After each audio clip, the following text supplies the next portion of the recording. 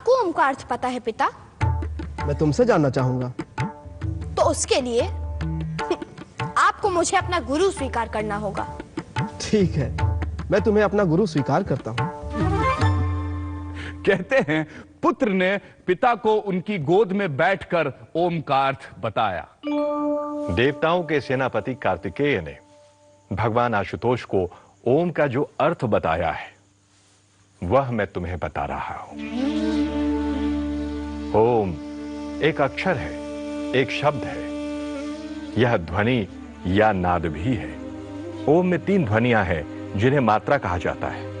वे हैं अ, उ और म। जब अ और उ मिल जाते हैं तो ओ बनता है, और जब इस ओ से म जुड़ जाता है तब ओम बनता है। किसी भी व्यक्ति की, चाहे उसकी मातृभाषा कोई भी क्यों ना हो, जब वह उच्चारण के लिए मुंह खोलता है तो स्वाभाविक अकार की ध्वनि ही निकलती है, और जब वह उच्चारण के अनंतर मुंह बंद करता है तब केवल मकार की ध्वनि सुनाई पड़ती है। और जब वह होठों को पास लाकर मुंह को आधा खुला और आधा बंद रखता है तब उकार की नैसर्गिक ध्वनि सुनाई पड़ती है। यानी जब मुंह खोलते हैं तो अ, मुंह बंद करते हैं तो म, और दोनों के बीच ऊ की ध्वनि सुनाई देती है। इसलिए सारी भाषाओं की सारी ध्वनियां, चाहे वे स्वर हों या व्यंजन, वे सब ओंकार के अंतर्गत ही आती हैं। इसलिए ओम विशिष्ट वैश्विक ध्वनि है।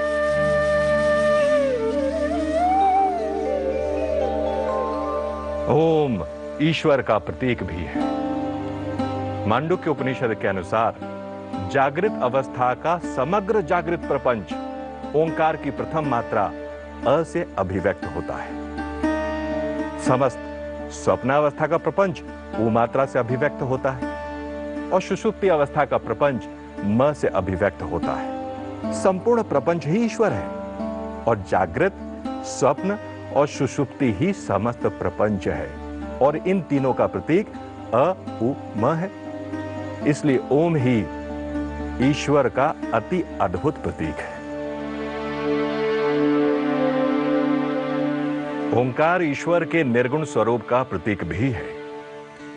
मांडुक्य उपनिषद का घोष है कि जैसे तीनों अवस्थाएं ब्रह्म या आत्मा से ही उत्पन्न होती हैं और उसी में विलीन हो जाती हैं, वैसे ही 3 मात्राओं से बना ओम भी शांति या निशब्दता से उत्पन्न होता है और उसी में विलीन हो जाता है।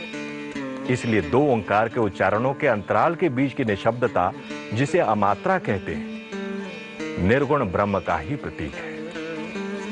ओंकार के उच्चारण के समय अ मात्रा उ मात्रा में, उ मात्रा म मात्रा में विलीन और म मात्रा निशब्दता में विलीन हो जाती है।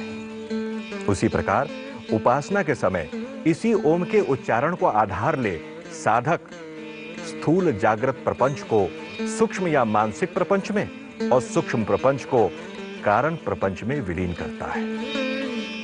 आगे उसका भी अतिक्रमण कर वह केवल शांत निर्गुण शांतम शिवम अद्वैतम आत्मा में ही स्थिर हो जाता है। यही ओंकार उपासना की चरम सीमा है। यानी ओम वह सब अभिव्यक्त करता है जो कुछ अस्तित्व में है, और जो समूचे अस्तित्व का मूल है, और जो सबसे परे है वह भी। ओम को प्रणव भी कहते हैं, यानी वह जिसके द्वारा ईश्वर की स्तुति की जाती है। सूत्रधार ओम का दार्शनिक अर्थ तो मैं समझ गई, पर बहुत से मंत्रों और प्रार्थनाओं में प्रारंभ में ओम क्यों कहा जाता है? जैसे ओम नमः शिवाय, ओम नमो नारायणाय, ओम नमो भगवते वासुदेवाय इत्यादि। नटी, ऐसा कहा जाता है कि ईश्वर ने संसार की रचना ओम और अथ का उच्चारण करने के पश्चात आरंभ की थी। इसीलिए ऐसी मान्यता है कि किसी भी कठिन कार्य को आरंभ करने के पहले ओम के उच्चारण की ध्वनि शुभ होती है। इसीलिए बहुत से मंत्र और वैदिक प्रार्थनाएं ओम से ही आरंभ होती हैं। इतना ही नहीं, दैनिक जीवन में अभिवादन के लिए भी ओम का प्रयोग किया जाता है, जैसे हरि ओम। तो नटी, इस प्रकार ओम सब कुछ व्यक्त करता है। जीवन का लक्ष्य और उस लक्ष्य तक पहुंचने का साधन जगत और उसका अधिष्ठान रूप सत्य। तो फिर प्रजापति का क्या हुआ सूत्रधार? उन्हें तो छूटना ही था नटी, पर उनके बंदी होने के कारण देवताओं और मनुष्यों ने ओम का गूढ़ार्थ जाना।